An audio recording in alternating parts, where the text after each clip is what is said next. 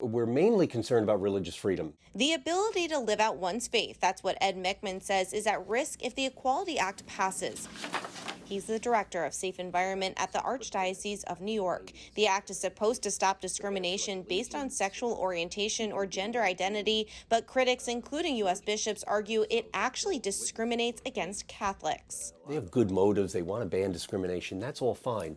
But I think they don't realize the implications of a bill like this on religious organizations and religious people. Ed says the impact would be great, especially since it eliminates the Religious Freedom Restoration Act as a potential defense. For example, if a Catholic hospital didn't want to do a gender reassignment surgery, faith wouldn't be an excuse to say no. We would be forced to say things and do things that our faith really forbids us from doing. It's unprecedented in American history. The implications of this broad act could be far-reaching. It would likely force hospitals to perform abortions and for employees to cover them. It could force women to share spaces like dorms or locker rooms with men. It could force schools to become co-ed and even allow men into women's prisons. A potential safety issue, explains Mary Hassan. Tips the scales and says it's sort of winner take all, that these sexual orientation and gender identity categories are always going to trump anyone's religious belief. As a fellow at the Ethics and Public Policy Center, she's an expert on issues affecting faith and women. She's very concerned about this act.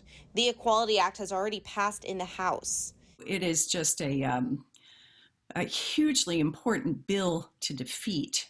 Critics and the United States Conference of Catholic Bishops trying to do just that, reaching out to lawmakers, educating them on the negative effects it could have on the faithful. While there has been some talk of the Senate getting to this legislation during Pride Month, it has recently stalled. Catholics also gearing up for legal battles in case this act is passed. In Brooklyn, Emily Druby, Currents News.